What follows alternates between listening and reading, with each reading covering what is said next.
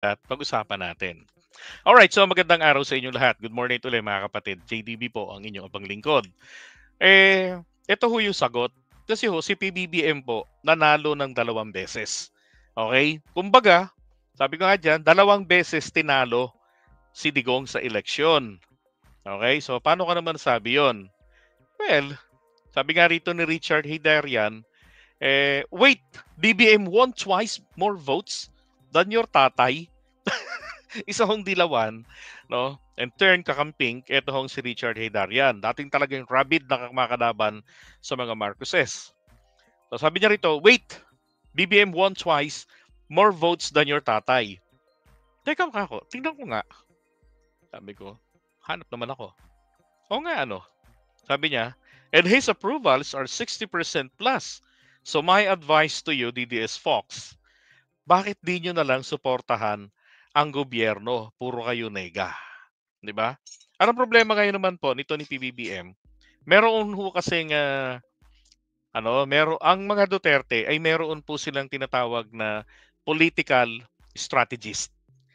Walang iba nga ho, 'di ba? Yung sa Publicus Asia si Malutikia. At yung pinakahuling nilabas nilang survey, oh my God, talagang horrible. Talagang talagang sabi natin na isinadsad talaga si PBBM sa kahihiyan. 'Di ba na sobrang bagsak na bagsak dun sa kanilang survey. Pero hindi nila naitago ang katotohanan na si Sara bagamat yung pinalitaw nilang mataas pa rin, konting bilang na lang, konting puntos na lang is downtrend. At yun po yung malaking bagay doon na hindi nila naitago ang katotohanan na downtrend po. 'Di ba? Si Sara. Now, kung titignan niyo po rin naman kasi yung boto, no? Sasampalin talaga sila ng katotohanan na si PBBM nga naman talaga dinoble yung boto ni Duterte, 'di ba? Tingnan mo, PBBM got 31,629,783 votes noong 2022. Yan ang nakuha niya.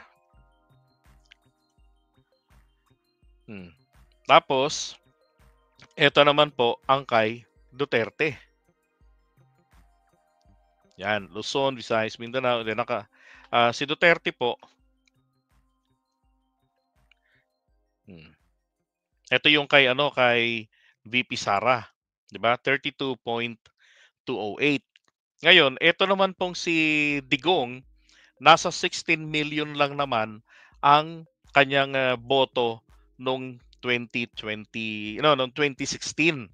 'Di ba? Ganun lang naman yung diferensya ng ganun yung boto eh. Then si PBBM ay nasa 14 million lang mahigit na sa kanyang kandidatura pagka vice presidente. Pero kung naglaban po si Duterte at saka si BBM at the time, palagay ko ho, sa kangkungan talaga pupulutin eto hong si Duterte. Bakit? Siyempre, hindi mai-endorso, alangan namang i-endorso noong 2016 ng pamilya Marcos sa mga loyalista si Duterte. Na samantalang si BBM ang kandidato. Sayang nga tumakbo pa siya noon na pagkabise. 'Di ba? At ang napansin ko nga ho rito, base sa mga salita ni Duterte noon, 'di ba, tingnan niyo yung timeline. 2009 umalis siya sa PDP laban, no? For unknown reason. Tapos maybe siguro kasi dahil sa local politics siya. And then 2015, Amy Marcos together with the Yellows ng PDP laban ay binalikan siya hinimok na komandidato. So since 2015 pa lamang, talagang nasa isipan na nila yung pagbalik niya o yung pagpasok niya sa national politics for presidency. Kaya lang, sabi niya, I'm sure napanood niyo to, wala daw siyang pera, wala akong pira. Si Aimee pinautang ako. Tanong nga nakabayad na kaya siya kay Aimee? 'Di ba? Ang tanong, was it really Aimee financed, 'di ba? His campaign? Oh, noong mga panahon na 'yan, 'di ba? So, anong what? Ulitin ko lang, Aimee together with the Yellows, PDP, tatlo po ang mga dilawan. Ang Liberal Party is the known yellow, along with Aksyon Demokratiko, na itong partido ni Isko Moreno noong 2022, 'di ba? Hanggang ngayon, yan ang partido niya na sinuportahan ni Duterte, 'di ba? Tapos ang PDP Laban na kanyang sariling partido. Now, during his presidency, para masolid niya yung makuha niya yung kumbaga tiwala ng mas marami, kasi nakita naman niya noong 2016 kung paano kung ano nangyari kay Marroja sa kampanya, 'di ba, sa eleksyon. So nakita ni Duterte na ang mas malakas ang kampo ng PDP Laban, kasi halos lahat ng politiko nagsanib sa kanya. Plus kailangan niyang makuha ng solid ang mga Marcos loyalist, ang puso nila. Kaya nga kapag may rally ang mga komunista, lalo yung mga kabataan, ang sumusugod etong sila Nanay Jean Reyes, yung mga loyalista, talagang mga sinaunang loyalista talaga, first generation ika nga. Sila yung bumabara. Yan. Ngayon, nitong 2022 nung magkampanyahan na, 'di ba? Prior to that, 2021 pa lamang, talagang si Sara was always on top of the surveys. All surveys, talagang nandun si Sara sa tuktok. Kasi wala namang kalaban. Until 2021, I guess way back July ata yun, August, si BBM nagdesisyon na humiwalay sa NPC. Because ang NPC was waiting for the Duterte's decision. Di ba? Na kung sino ang magpipresidente sa kanila. Kung si Sara magpipresidente o si Digong magbi-VP kay BBM. Pero kung tingnan nyo to ha, tingnan nyo to. Kung napansin nyo rin, ayaw talaga ni Duterte kay BBM. Way back 2021, after he learned na si Sara nag-file ng COC sa pagka-vice presidente, nagalit siya. 'Di ba? Galit siya doon. Now, ito naman, kung aatrasan po natin, 2028, no, kalakasan talaga ng popularity ni Duterte noon.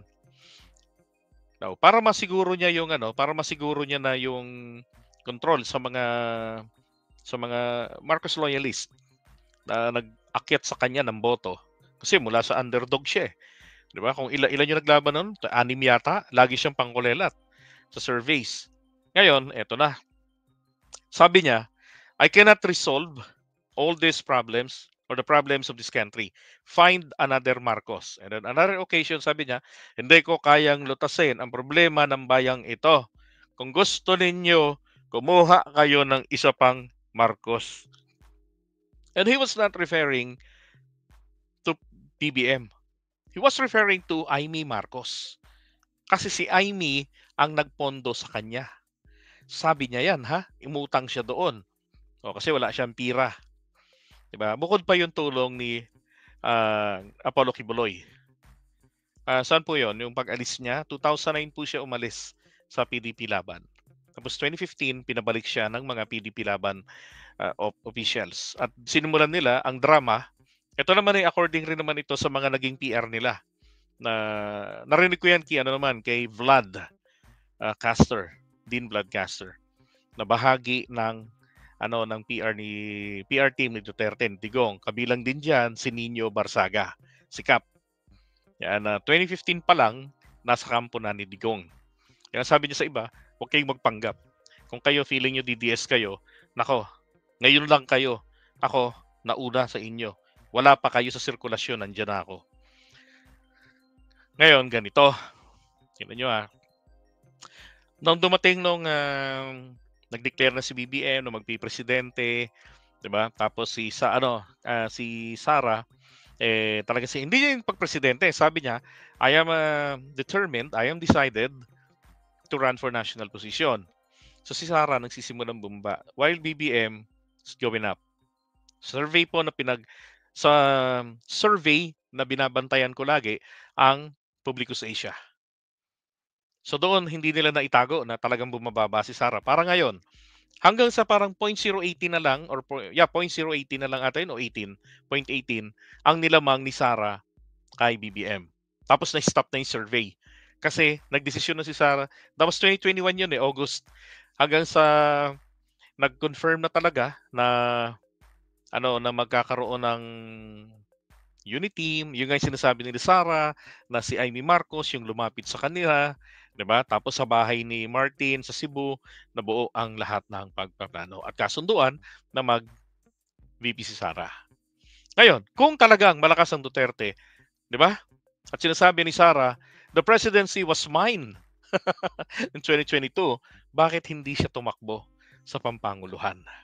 'Di ba? Kaysa yung ganito na nagkukumahog silang pabagsakin si PBBM sa pwesto. 'Di ba? I think that's a good question na natanong diyan Kung talagang the presidency was hers in 2022, bakit hindi niya po tinakbuhan? Hindi siya tumakbo pagka-pangulo. Number 1 siya sa survey sa lahat. Simple lang. Kasi alam po talaga nila na pag ginawa nila yun, niloloko lang niya ang sarili niya. Natural yung mga mamamayan na Pilipino na mga sumuporta, mga bumoto kay Digong noong 2016 at throughout 6 years ay sabi ni Carlo Gamila, JDB sabi ni Duterte, find another Marcos if he decide to run for the office someday. Ano yun? Parang di yan ang narinig ko. Wala naman siyang binanggit na she. Okay, wala siyang binanggit na she.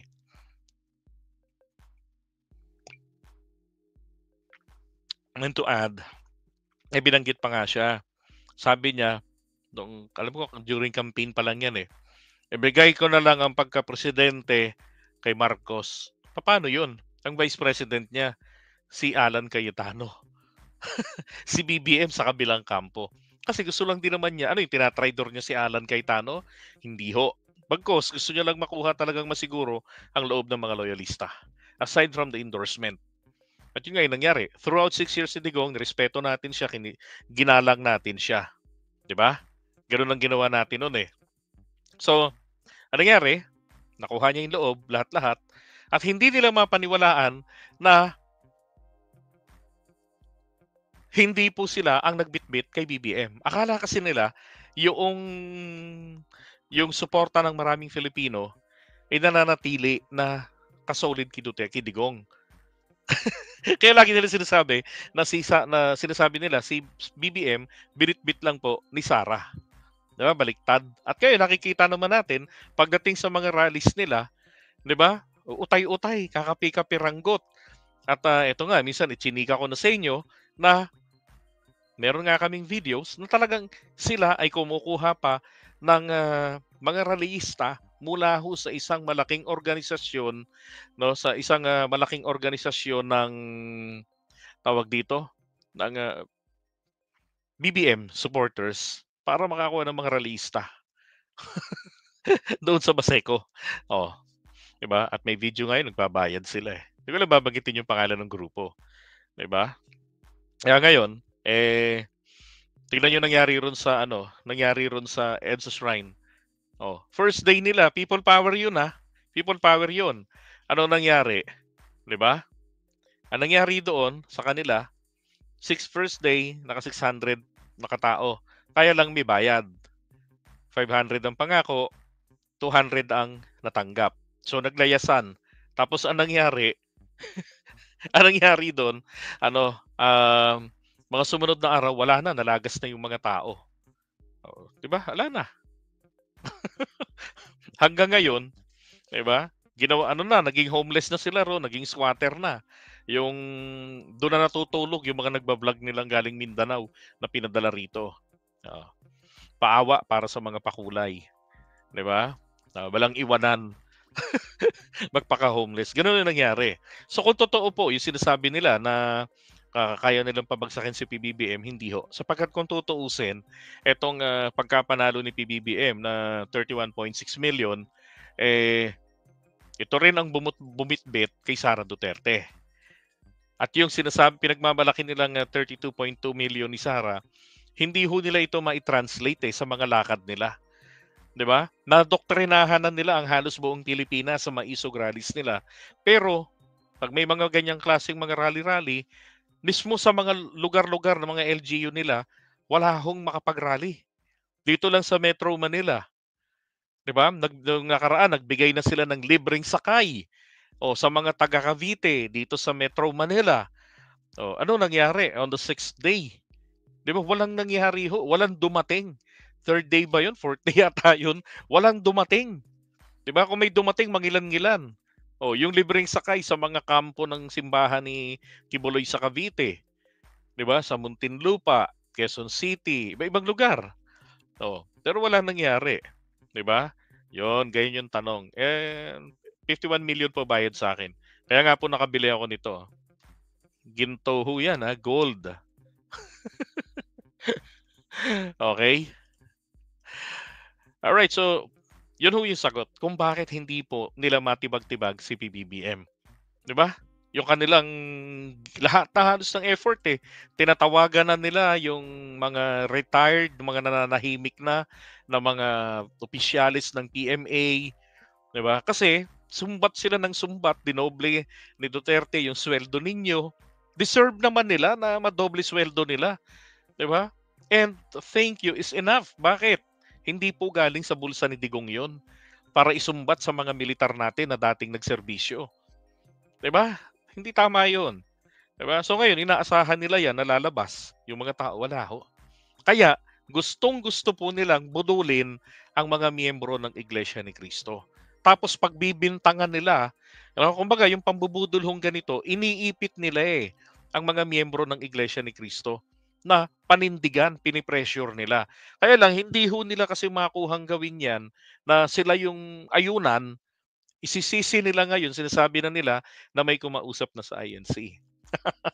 So kumbaga ho, Iglesia ni Cristo naman ang kanilang pinagtatangkaan na gamitin pangtibag kay PBBM. Pero maalala ko lang, kami nga noon mas legit yung aming concern kasi ninakaw ni Gloria Arroyo ang pagka-presidente kay ERAP pero nabigo pa po kami sa aming EDSA 3. Kabilang ako doon sa mga lumusob sa Malacanang, yung totoong EDSA People Power 3. 'Di ba? Na nire-replicate ng mga DDS, tres pa din daw. Oh, 'di ba? Sabi ni Jennifer, kailanman ay hindi matitibag ang INC. Wala naman hong tumitibag. Okay, ang pinag-uusapan po natin dito, malinaw po, ang ating presidente, si PBBM po. Kasi nga, may mga nagtatanong, bakit nang hirap gibain o tibagin nito ni PBBM? Okay? Sipin nyo, tulong-tulong na, dalawang mag-ama na. Si Digong na talagang naging mataas yung approval rating, trust rating during his time. Talagang siya yung may pinakamataas. Talagang masasabi ko nga na abnormal ang rating ni Tatay Digong noon. Ganon siya minahal ng mga Pilipino, 'di ba? Kaya lang ang problema sa kanila, tapos na yung termino, gusto pang nilang gawing tuta at taga-cover up si PBBM. At nung hindi niya makuha yon na ipagpatuloy ang kanyang mga sinimulan sa China at yung mga magic ni Sara, hindi siya maprotektahan ni PBBM, gusto na nilang pabagsakin. Para style Gloria Arroyo, Sara will have another 6 years parang Gloria Arroyo dati, 'di ba? O kaya lang ang nangyari wala. Okay? So iwan muna natin ito. Yan, tingin tayo sa comment section.